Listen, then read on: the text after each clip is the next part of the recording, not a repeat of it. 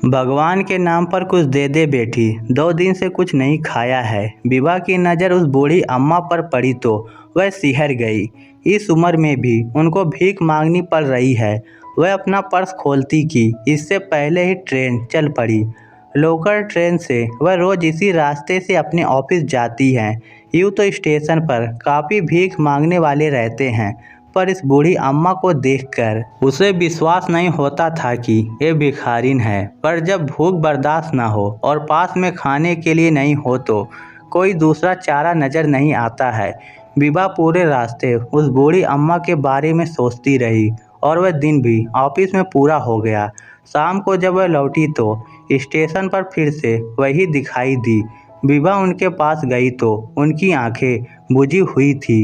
यूँ लग रहा था कि जीने की कोई उम्मीद ही नहीं बची हो। बस जिंदगी काटनी है, इसीलिए जीना है। उम्र करीब 80 साल, चेहरे पर अनुभवों की झुर्रियाँ, मैली कुचली साड़ी पर इन सब से हटकर भी वह कुछ अलग लग रही थी। किसी अच्छे घर की महिला ही नजर आ रही थी। पता नहीं कौन सी ऐसी मजबूरी है। विभा ने वहीं खाने बेचने वाले से एक प्लेट ले ली जिसमें 4 पूड़ी और आलू की सब्जी थी। साथ ही उसने एक पैकेट छाछ भी ले ली ताकि गले में तरावट हो जाएगी। अम्मा, ये खाना खा लो और छाछ पी लो, आपका पेट भर जाएगा। खाना देखते ही उनकी आंखें चमक गई। उन्होंने आशीर्वाद दिया और खाने लग गई। विभा आगे कुछ पूछती कि विनीत का फ़ोन आ गया। कहाँ हो यार, अब तक तो घर आ जाती हो। आज तो बड़ा समय लगा दिया है। हाँ, आ रही हूँ, वह मैं आकर बताती हूँ। और विभा घर की ओर चल दी। तुम भी ना विभा, स्टेशन पर तो ऐसे कितने ही भिखारी होते हैं। रोज कितनों को खाना बांटोगी। आज दोगी तो कल भी मांगेंगे। फिर इन लोगों को रोज मांगने की आदत हो जाती है। काम धाम तो कुछ ये करते नहीं, बस मुफ्त की रोटियां ही तोड़ते हैं। विनीत ने तेज स्वर में कहा। नहीं विनीत, ये आम भिखारिन की तरह नहीं थी। जरूर कोई मजबूरी होगी। इतनी लाचार लग रही थी कि तुमको भी देखकर दया आ जाती। मैं कल अम्मा से बात करूंगी। अरे कल तो संडे है, कल क्यों जाओगी? तभी तो कल जाऊंगी, संडे है। ऑफिस जाने की जल्दी नहीं होगी और ना ही घर आने की। अगली सुबह विभा स्टेशन की ओर चल दी। वहां पर उसने बूढ़ी अम्मा को ढूंढा पर वह कहीं दिखाई नहीं दी। तभी पूछने पर किसी ने बताया कि वह स्टेशन के बाहर जो बड़ा सा बरगद का पेड़ है वहीं पर उनका बसेरा है। तो विभा वहीं चली गई। बरगद के पेड़ के नीचे वह लेटी हुई थी। अम्मा, मैं आपके लिए नाश्ता लाई हूँ, आज आप अंदर नहीं आई। हाँ बिटिया, तबीयत ठीक नहीं लग रही है। हाथ पैर भी जवाब दे चुके हैं। अब इस उम्र में कोई भी काम नहीं होता है तो भीख मांगकर ही काम चला लेती हूँ। वैसे कभी कभी तेरे जैसे लोग भी आते हैं और मुफ्त में खाना दे जाते हैं। अम्मा, आप कब से भीख मांग रही हैं? विभा के सवाल को सुनकर वह हैरान रह गई और आंखों से आंसू बहने लगे। बिटिया, भीख मांगना मुझे पसंद नहीं है, पर क्या करूं, मजबूरी है। इस उम्र में हाथ पांव चलते नहीं हैं। पेट की आग बुझाने के लिए खुद भी जलना पड़ता है। कभी नहीं सोचा था कि मेरी भी ये स्थिति होगी। मैं तो स्टेशन पर भिखारियों को खुद भी भीख देती थी। खाना, कपड़ा, ज़रूरत का सामान बंटवाती थी। शहर को बीचों बीच हमारा बड़ा सा मकान था। मकान में नौकर चाकर थे। किसी रानी से मैं कम नहीं थी। घर पर दादी सास का हुक्म चलता था। वह लाठी हाथ में लेकर सबकी बजाती थी। मजाल थी कि उनके हुक्म के बिना एक पत्ता भी हिल जाए। घर में खाने पीने की कोई कमी नहीं थी। हर आने जाने वाले का घर में पूरा सम्मान किया जाता था। नौकर, माली, धोबी, मुनीम सबको त्योहार पर अच्छे कपड़े, पैसे और मिठाई देते थे।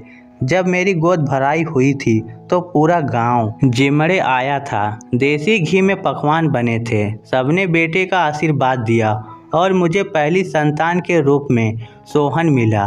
सोहन की परवरिश में कोई कमी नहीं रही। 1.5 साल बाद ही रोहन भी हो गया। 2 बेटों की माँ बनने का जो गर्व था वह मेरे सिर पर चढ़कर बोल रहा था।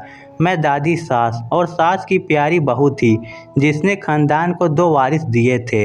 हम हर त्योहार पर मंदिर और स्टेशन पर जाकर भिखारियों और ज़रूरतमंद को कपड़े और खाना बंटवाते थे। मेरे दोनों बेटे बड़े हो रहे थे पति विरासत से मिला व्यापार संभाल रहे थे। घर में साक्षात अन्नपूर्णा का वास था। दोनों बेटों की अच्छे से परवरिश हो रही थी, पर वह ज़्यादा धन देखकर बिगड़ने लगे थे। पढ़ाई से जी चुराकर गलत संगत में फंस गए। दोस्तों और यारों में पैसा लुटाने लगे थे।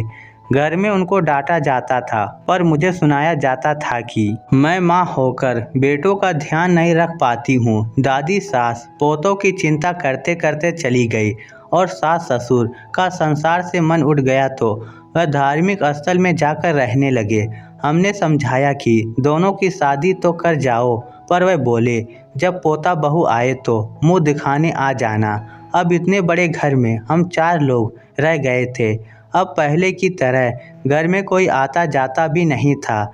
बेटे बड़े हो गए तो उनकी शादी की चिंता होने लगी। घर का व्यापार था, पर अकेले मेरे पति संभालते थे। सोचा था बेटे हैं तो व्यापार अच्छा चलेगा, पर बेटों को अपनी आवारागर्दी से ही फुर्सत नहीं मिल रही थी। गलत संगत में फंसकर जुए और शराब में धन लुटाए जा रहे थे, और जो लोग पति के साथ व्यापार में जुड़े थे वह भी छल कपट करके धन बना रहे थे। शादी की उम्र निकली जा रही थी। हमने तय किया कि शादी कर देंगे, ताकि हो सकता है बेटे शादी के बाद सुधर जाएं। परिवार का बड़ा नाम था, इस वजह से आखिर दोनों की शादी तय हो गई। एक साथ ही घर में 2 बहुएं आ गई। अब लग रहा था कि लक्ष्मी घर आई हैं तो घर की स्थिति सुधर जाएगी। गरीब घरों से बेटियां लाए थे, पर वह तो हमारे ही सिर पर चढ़ गई। इतना धन देखकर दोनों को लालच आ गया और फालतू खर्च करने लगी। पहले तो हम बेटों से ही परेशान थे, पर अब बहुएं भी नकचढ़ी आ गई थी। वह भी अय्याशी में कम नहीं थी। महंगे कपड़े जेवर खरीदने और सैर सपाटे में लग गई थी। मेरे पति व्यापार और मैं घर संभाल रही थी। दोनों देर तक उठती नहीं थी और रसोई में भी पैर नहीं रखती थी। मेरी हालत देखकर पति ने बेटों को कई बार समझाने की कोशिश की, पर वह समझे नहीं। ये चिंता करने लगे और एक दिन अचानक इनकी तबीयत बिगड़ी और मुझे संसार में अकेला छोड़कर चले गए। इनके जाने के बाद भी बेटों की नींद नहीं खुली। 2 बच्चे हो गए, पर व्यापार संभाला नहीं गया और उसमें नुकसान होने लगा। एक दिन ऐसा आया कि कर्जदारों की भीड़ सिर पर आकर खड़ी हो गई। दोनों बेटे को तो तब होश आया, पर तब तक सब कुछ नष्ट हो चुका था। अब घर में लड़ाई झगड़े शुरू हो गए। दोनों बहुएं रोज मायके जाने की धमकी देती और घर में भी पैसों की भारी तंगी हो गई थी। वह कहते हैं ना, विधवा माँ सबकी आंखों में खटकती है। मैं विधवा थी, कोई सहारा नहीं था, तो दोनों बेटे व बहू कुछ भी सुना देते थे। मेरे खाने पीने में कटौती करने लगे। उन्हें लगता था कि अकेली इस माँ का बहुत खर्चा हो जाता है। अब रोज मुझे कोसा जाने लगा। मेरी वजह से दोनों कहीं ढंग से काम नहीं कर पा रहे हैं। घर में विधवा हो तो बरकत भी कम होती है। यही सोचकर बहुएं भी मुझे ताने देने लगी थी। मुझे कुछ समझ नहीं आ रहा था कि मैं क्या करूं। एक दिन सोहन बोला, माँ आपको तीर्थ स्थल की यात्रा करवा लाता हूँ। हो सकता है कुछ पुण्य मिले और हमारे घर की स्थिति सुधर जाए। मैं भी खुश थी, पर थोड़ी आशंकित भी। आखिर ऐसी गरीबी में तीर्थ यात्रा करवाने की क्या सूझी। फिर भगवान का यही फैसला मानकर मैं तैयार हो गई। जिस तीर्थ स्थल जाना था वहां से 2 स्टेशन पहले सोहन मेरे लिए पानी लेने को प्लेटफार्म पर उतरा था। पानी तो लाया नहीं और खुद भी नहीं आया। ट्रेन चलने लगी और मेरे पास 1 रुपया भी नहीं था। स्टेशन जाकर गाड़ी रुक गई। मैं नीचे उतरी और अपने बेटे को संभाल रही थी, पर वह नहीं आया। स्टेशन पर ही सुबह से शाम हो गई। पास में पैसा भी नहीं था और भूख भी लग रही थी। कुछ नहीं सूझा। 1-2 दुकानदारों को अपनी आप बीती सुनाई, पर किसी ने भी मुझे खाना नहीं दिया। मैंने कहा मुझे उधार दे दो, मेरा बेटा 1-2 दिन में लेने आ जाएगा। तो सब हंसने लगे। अम्मा तुम बहुत भोली हो, तुम्हारा बेटा अब कभी नहीं आएगा। वह तुम्हें यहाँ छोड़ गया है। तुम्हारे साथ रहना उसको भारी लग रहा था। मुझे विश्वास नहीं हुआ। 9 महीने जिस बेटे का भार उठाया, खून से सींचा, आज उन्हीं बेटे को माँ भारी लगने लगी थी। बस तब से बेटों का इंतजार करना छोड़ दिया है। अब तो यही स्टेशन पर भीख मांगकर गुजारा कर लेती हूँ और भगवान का नाम जप लेती हूँ। बूढ़ी अम्मा की कहानी सुनकर बीबा की आंखें भर आई। सच है, सब जानबूझकर भीख नहीं मांगते हैं, कुछ लोग मजबूर भी होते हैं। और बाद में बीबा घर पर आ गई, अपनी बूढ़ी अम्मा से मिलाई, कोई कहानी सुना दी होगी। हाँ विनीत, ऐसी कहानी जो अंदर तक मन को झकझोर देती है। बेटों से माँ का भार ना उठाया गया तो वह उन्हें स्टेशन पर छोड़कर चले गए। मैंने कहा बूढ़ी अम्मा आप अपने घर का पता दो, पर वह मुकर गई। वह अब ना बेटों के साथ रहना चाहती हैं और ना ही उन्हें सजा दिलाना चाहती हैं, वापस भी नहीं जाना चाहती। जब बेटों ने मेरा त्याग कर दिया तो मैं क्यों उनसे मोह रखूं, पत्थर की बन गई हैं। पर विनीत, मुझे अम्मा का इस तरह स्टेशन पर भीख मांगना अच्छा नहीं लगता है। हम उनके लिए कुछ नहीं कर सकते बीबा, हम क्या कर सकते हैं, हमारी अपनी नौकरियां हैं, अपनी बेटी है जिसकी जिम्मेदारी हमारी है कि हम उसे अच्छा जीवन दे। लेकिन विनीत, हम अपनी बेटी को सब दे रहे हैं, पर जो सबसे अमूल्य विरासत है वह नहीं दे पा रहे हैं। हमारी बेटी अकेलेपन से जूझ रही है, हम उसे समय नहीं दे पा रहे हैं और ना ही दादी नानी का प्यार दे पा रहे हैं। विनीत, क्यों ना हम उन बूढ़ी अम्मा को गोद ले लें और अपने घर लेकर आ जाएं, उन्हें भी सहारा मिल जाएगा और हमारी बेटी को दादी नानी का प्यार भी मिल जाएगा। तुम्हारा दिमाग खराब हो गया है, ऐसे ही रास्ते से किसी को भी उठाकर अपने घर में ले आऊं, किसी के बारे में कुछ पता तो होना चाहिए, फिर वह हमारी कोई नहीं लगती हैं। ऐसे ही मदद करना चाहो तो कर सकती हो, पर उन्हें घर नहीं ला सकते हैं। अनजान और अजनबी लोगों का कोई भरोसा नहीं होता है। लेकिन विनीत, तुम भी तो अनजान और अजनबी ही थे जब तुम्हें अनाथालय से लाया गया था। विभा की बात सुनकर विनीत चौंक गया। फिर वह झूठ भी तो नहीं बोल रही थी, वह भी अनाथ था। जाने क्यों उसके माता पिता ने उसका त्याग कर दिया था। आज भी उसे अपने माता पिता की याद आती है, जिन लोगों ने उसे गोद लिया था, उन्होंने बड़े लाड प्यार से पाला था और आज उन्हीं के दम पर वह अपने पैरों पर खड़ा हुआ है। विभा से शादी हुई और एक दिन दोनों उससे ही मिलने अपनी कार से आ रहे थे, पर भीषण सड़क दुर्घटना में दोनों मारे गए और अपनी पोती का चेहरा भी देख नहीं पाए। विनीत फिर से अनाथ हो गया था। ये तो विभा ने उसे संभाला और हर कदम पर उसका साथ दिया।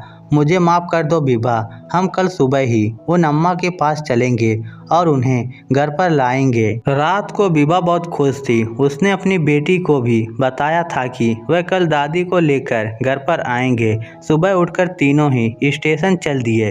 विभा की नज़रें उन्हें ढूंढ रही थी, तभी दूसरी ओर बहुत भीड़ दिखी। वह भी भीड़ के अंदर देखने की कोशिश करने लगी। अंदर देखा तो मुंह से चीख निकल गई। अम्मा का शव पड़ा था, काफ़ी दिनों से बीमार थी, समय पर इलाज न मिलने के कारण मृत्यु हो गई। दो बेटों की मां भीख मांगने पर मजबूर हो गई थी और आज एक लवारिस की भांति स्टेशन पर पड़ी थी। विभा रोने लगी। बहुत मुश्किल से विनीत ने समझाया। सभी लोग एक एक करके जाने लगे, पर विभा वहां से हिली नहीं। विनीत, हम अम्मा को अपने साथ नहीं रख पाए, पर सम्मान से इनका अंतिम संस्कार तो कर ही सकते हैं। इनके बेटों को तो खबर भी नहीं होगी कि आज उनकी माँ इस दुनिया से चली गई है। विनीत ने पुलिस वालों से परमिशन ली और सम्मान से अम्मा का अंतिम संस्कार कर दिया और विभा ने भीगी आंखों से उन्हें विदाई दी। दोस्तों, समाज में लड़कों की बड़ी चाह है कि बेटे होंगे तो माता पिता को बुढ़ापे में सहारा मिलेगा, उनके हाथों से चिता को आग दी जाएगी। पर कलयुग में सब परिभाषा बदल गई है। बेटे जीते जी माता पिता को छोड़ देते हैं और घर से बेघर कर देते हैं। हाँ, हम मानते हैं कि सभी बच्चे एक जैसे नहीं होते, लेकिन कई जगह पर ऐसा आज भी देखने को मिलता है। इस स्टोरी को लेकर आपकी क्या राय है, नीचे कमेंट करके ज़रूर बताइएगा। धन्यवाद।